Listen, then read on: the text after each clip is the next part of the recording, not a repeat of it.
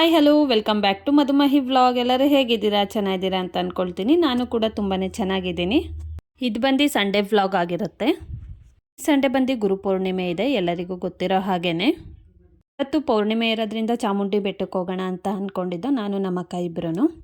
ಈಗ ಆಷಾಢ ಮಾಸ ಇರೋದ್ರಿಂದ ಸ್ವಲ್ಪ ಬೇಗ ಹೋದರೆ ಮತ್ತೆ ರಿಟರ್ನ್ ರೀಚ್ ಆಗ್ಬೋದು ಮನೆಗೆ ಬೇಗ ಅಂದ್ಬಿಟ್ಟು ಬೆಳಗ್ಗೆ ಅರ್ಲಿ ಮಾರ್ನಿಂಗ್ 2 ಗಂಟೆಗೆ ಎದ್ದು ರೆಡಿಯಾಗಿ 4 ಗಂಟೆ ಅಷ್ಟರಲ್ಲಿ ಮನೆ ಬಿಟ್ಟಿದ್ದೀವಿ. ಈಗ ಆಷಾಢ ಇರೋದ್ರಿಂದ ನಮ್ಮ ಅಕ್ಕ ವಾರನೂ ಚಾಮುಂಡಿ ಬೆಟ್ಟಕ್ಕೆ ಹೋಗ್ತಾ ಇದ್ದಾರೆ. ಇದು 3ನೇ ವಾರ ಹೋಗ್ತಾ ಇರೋದು. ಅದ್ರ ಜೊತೆ ನಾನು ಜಾಯ್ನ್ ಆಗಿದ್ದೀನಿ ಅಷ್ಟೇ. ಲಾಸ್ಟ್ ವೀಕ್ ಬಂದು ನಮ್ಮ ಇನ್ನೊಂದು ಅಕ್ಕ ಜಾಯ್ನ್ ಆಗಿದ್ರು ಅವ್ರ ಜೊತೆಗೆ. ಲಾಸ್ಟ್ 2 ವೀಕು ಟ್ರೈನಲ್ಲೇ ಹೋಗಿದ್ದವರು. ಬಟ್ ಆದರೆ ಅದು 6:30 7:30 ಟ್ರೈನ್ ಬರ್ತಾಯಿತ್ತು. ಅದರಿಂದ ತುಂಬಾ ಲೇಟ್ ಆಗ್ತಿತ್ತು ನೈಟ್ ಬರೋಷ್ಟೊತ್ತಿಗೆ. ಅದರಿಂದ ಈ ಸಾರಿ ಬಸ್ಸಲ್ಲೇ ಹೋಗೋಣ ಅಂತ ಬಸ್ಸಲ್ಲೇ ಹೊರಟಿದ್ದೀವಿ. ಮತ್ತು ಇವತ್ತು ಗುರುಪೌರ್ಣಿಮೆ ಇರೋದ್ರಿಂದ ಮತ್ತೆ ಸಂಜೆ ಬೇರೆ ನಾವು ಬೇರೆ ದೇವಸ್ಥಾನಕ್ಕೆ ಹೋಗಬೇಕಿತ್ತು.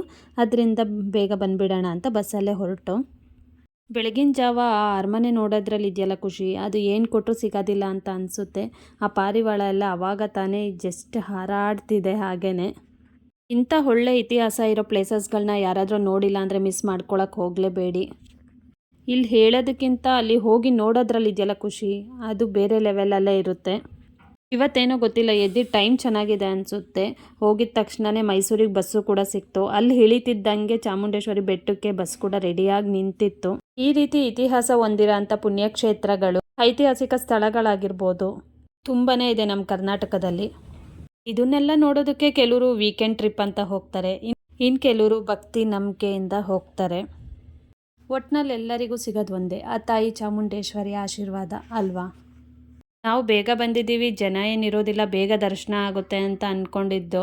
ಬಟ್ ಅದೇ ದೇವಸ್ಥಾನದ ಮುಂದೆ ಹೋದಾಗ ಗೊತ್ತಾಯಿತು ಎಷ್ಟು ಜನ ಇದ್ದಾರೆ ಅಂತ. ಆಲ್ರೆಡಿ ಕೆಲವ್ರು ದರ್ಶನ ಮುಗಿಸ್ಕೊಂಡು ಹೊರಟಿದ್ರು. ನಾವೆಲ್ಲ ಲೈನಿಗೆ ಜಾಯ್ನ್ ಆಗೋಷ್ಟೊತ್ತಿಗೆ ಆಲ್ಮೋಸ್ಟ್ 7:30 ಆಗಿತ್ತು. 7:15 ಹೋಗಿ ಲೈನಲ್ಲಿ ನಿಂತ್ಕೊಂಡು. ಬೆಳಗ್ಗೆ ಸ್ವಲ್ಪ ಬೇಗ ಮನೆ ಬಿಟ್ಟಿದ್ದರಿಂದ ನನ್ನ ಮಗಳು ಮತ್ತು ನನ್ನ ಮಗ ಇಬ್ಬರು ಆಗಲೇ ಹೊಟ್ಟೆ ಹಸು ಅಂತ ಹೇಳೋಕ್ಕೆ ಶುರು ಮಾಡಿದರು. ಬೆಳಗ್ಗೆ ಅಷ್ಟೊತ್ತಿಗೆ ಟಿಫನ್ ಏನು ಮಾಡೋಕ್ಕಾಗಿರಲಿಲ್ಲ. ಅದರಿಂದ ಮನೇಲಿದ್ದಿದ್ದು ಸ್ನ್ಯಾಕ್ಸ್ ಕಡೆ ಸ್ವಲ್ಪ ಪ್ಯಾಕ್ ಮಾಡ್ಕೊಂಡಿದ್ದೆ, ಅದನ್ನೇ ತಿನ್ನೋಕ್ಕೆ ಶುರು ಮಾಡಿದ್ದಾರೆ ಆಲ್ರೆಡಿ. ದರ್ಶನ ಮುಗಿಯೋವರೆಗೂ ಸ್ನ್ಯಾಕ್ಸ್ ಇದ್ದರೆ ಸಾಕು, ಇಲ್ಲಾಂದರೆ ನನ್ನ ತಲೆ ತಿನ್ನೋಕ್ಕೆ ಶುರು ಮಾಡ್ತಾರೆ ಇಬ್ಬರು ಸೇರಿಕೊಂಡು.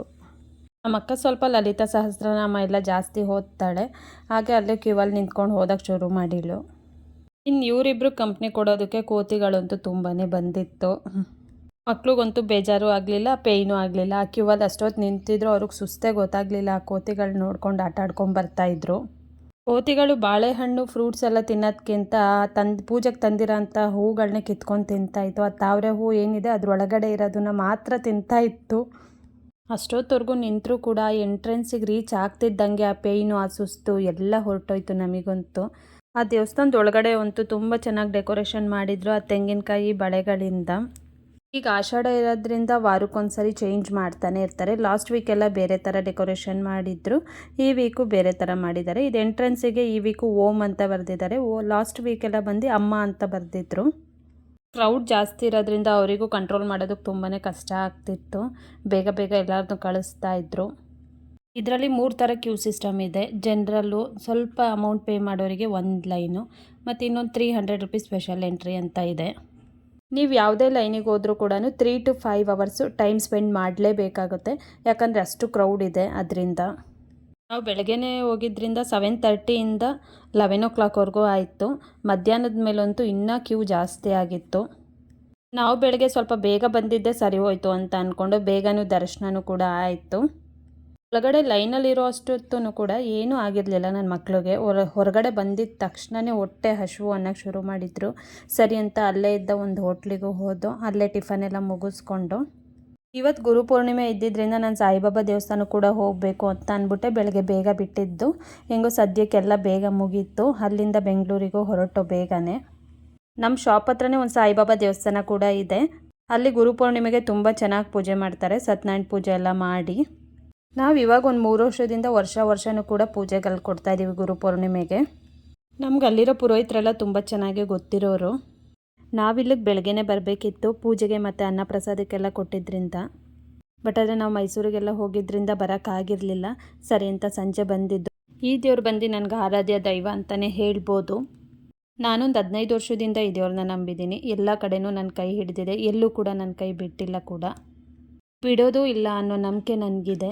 ಅದರಿಂದ ನನಗೆಲ್ಲ ಕೊಡ್ತಿರೋ ಈ ದೇವರಿಗೆ ನಾನೇನಾದ್ರು ಮಾಡಬೇಕು ಅಂತಲೇ ನನ್ನ ಕೈಲಾದಷ್ಟು ಗುರುಪೂರ್ಣಿಮೆಗೆ ಅನ್ನಪ್ರಸಾದ ಮಾಡಿಸ್ತಾರೆ ಇಲ್ಲಿ. ಅದ್ರ ಜೊತೆಗೆ ನಾನು ಸ್ವಲ್ಪ ಕೈ ಜೋಡಿಸ್ತಾ ಇದ್ದೀವಿ.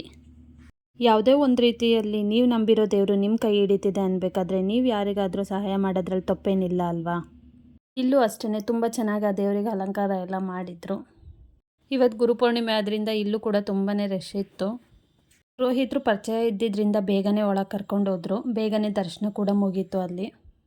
ನಾರ್ಮಲ್ ಡೇಸ್ಗಳಿಗೆ ದೇವಸ್ಥಾನಕ್ಕೆ ಹೋಗೋದಕ್ಕಿಂತ ಈ ಥರ ಅಲಂಕಾರ ಮಾಡಿದ್ದಾಗ ದೇವಸ್ಥಾನಕ್ಕೆ ಹೋದರೆ ಎಷ್ಟು ಖುಷಿ ಆಗುತ್ತಲ್ವ ಆ ಅಲಂಕಾರದಲ್ಲಿ ಆ ದೇವ್ರನ್ನ ನೋಡೋದಕ್ಕೆ. ಈ ಪುರೋಹಿತರು ತುಂಬ ಪರಿಚಯ ಇರೋರೇನೆ. ನಮ್ಮನೇಲಿ ಸತ್ಯನಾರಾಯಣ ಪೂಜೆ ಮಾಡಿಸ್ದಾಗೆಲ್ಲ ಇವರೇ ಬಂದಿದ್ದು. ಆವಾಗಲೂ ಅಷ್ಟೇ ದೇವರಿಗೆ ಅಲಂಕಾರ ಎಲ್ಲ ತುಂಬ ಚೆನ್ನಾಗಿ ಮಾಡಿದ್ದು. ಇಲ್ಲಿ ಗುರುಪೂರ್ಣಿಮೆಗೆ ಅಂತಲೇ ಅಲ್ಲ, ಯಾವುದೇ ಹಬ್ಬಗಳು ಬಂದ್ರೂ ಕೂಡ ಹೂವಿನ ಅಲಂಕಾರ ಮತ್ತು ತುಂಬಾ ಚೆನ್ನಾಗಿ ಡೆಕೋರೇಷನ್ ಮಾಡಿರ್ತಾರೆ. ಈ ದೇವಸ್ಥಾನ ಬಂದು ಅವ್ರ ಮನೆ ಮುಂದೆ ಏನು ಪ್ಯಾಸೇಜ್ ಇತ್ತು ಆ ಪ್ಯಾಸೇಜಲ್ಲಿ ಕಟ್ಟಿ ಅಲ್ಲಿ ದೇವ್ರನ್ನ ಪ್ರತಿಷ್ಠಾಪನೆ ಮಾಡಿರೋ ಅಂಥದ್ದು. ಅವರ ಭಕ್ತಿಗೆ ಸ್ವಂತವಾಗಿ ಕಟ್ಟಿರೋ ಅಂಥ ದೇವಸ್ಥಾನ ಇದು. ಹಾಗೆ ಪೂಜೆ ಎಲ್ಲ ಮುಗೀತು. ಅಲ್ಲೇ ಪ್ರಸಾದನೂ ಕೂಡ ಕೊಡ್ತಾಯಿದ್ರು. ಅದನ್ನು ತಗೊಂಡು ಅಲ್ಲಿಂದ ಹೊರಟು. ಅದಿರೋದೇ ಚಿಕ್ಕ ಜಾಗ, ಆ ಜಾಗದಲ್ಲೇ ಚೆನ್ನಾಗಿ ಅರೇಂಜ್ಮೆಂಟ್ಸ್ ಎಲ್ಲ ಮಾಡಿದರು.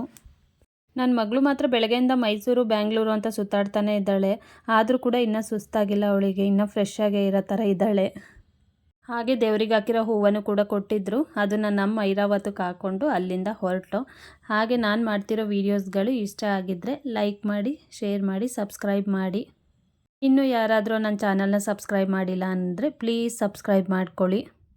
ಹಾಗೆ ಆ ಬಾಬಾ ಎಲ್ಲರಿಗೂ ಆಯುಷ್ಯ ಆರೋಗ್ಯ ಕೊಟ್ಟು ಚೆನ್ನಾಗಿ ಕಾಪಾಡಲಿ ಅಂತ ಕೇಳ್ಕೊತ ಇವತ್ತಿನ ವ್ಲಾಗ್ನ ಮುಗಿಸ್ತಾ ಇದ್ದೀನಿ. Thank you for watching. See you the next vlog. Bye.